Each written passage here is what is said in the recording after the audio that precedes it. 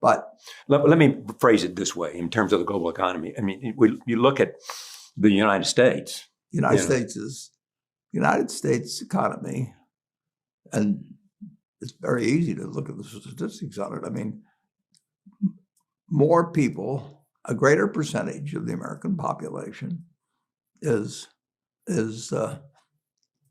wealthy now, or having more income now than they've ever had.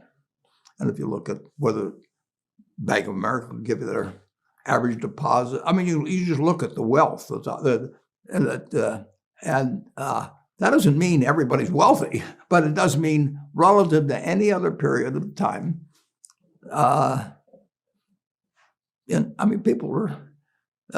People have more money now.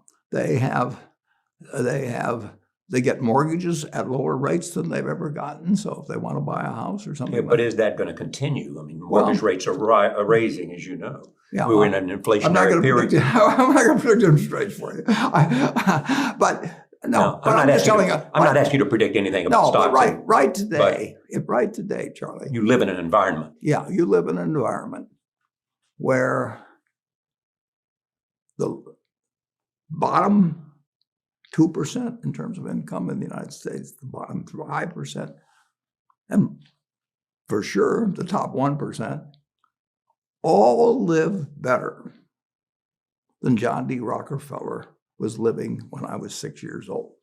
John D. Rockefeller was the richest man in the world.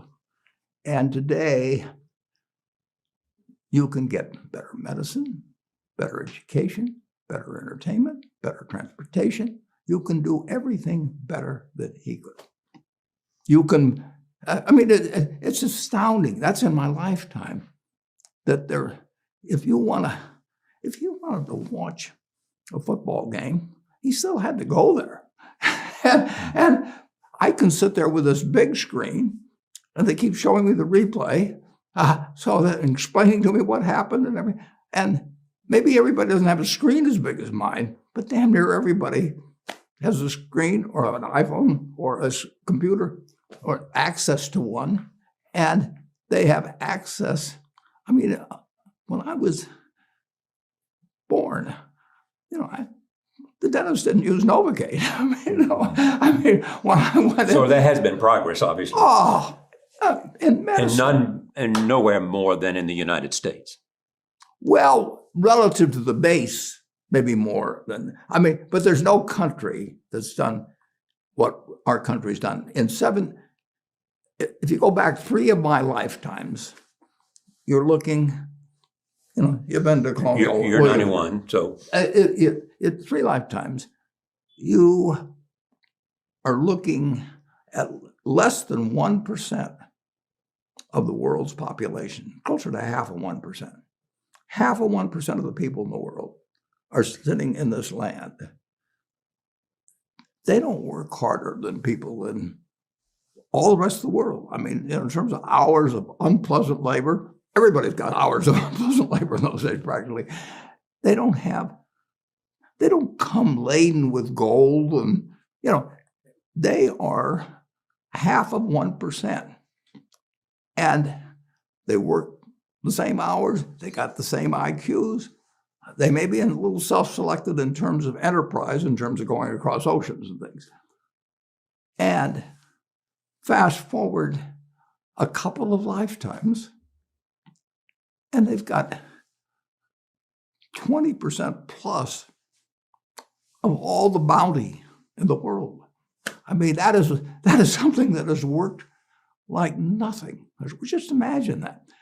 If you'd gone to anybody in the Constitutional Congress in 1789, if you go to any one of the representatives there, and you said, I want to tell you what this place is going to look like, in 3 more of your lifetimes, your great-great-grandchildren, yeah, are going to be flying in the skies. They're going to be watching sports all over the world. They're going to be entertained. Their medicine.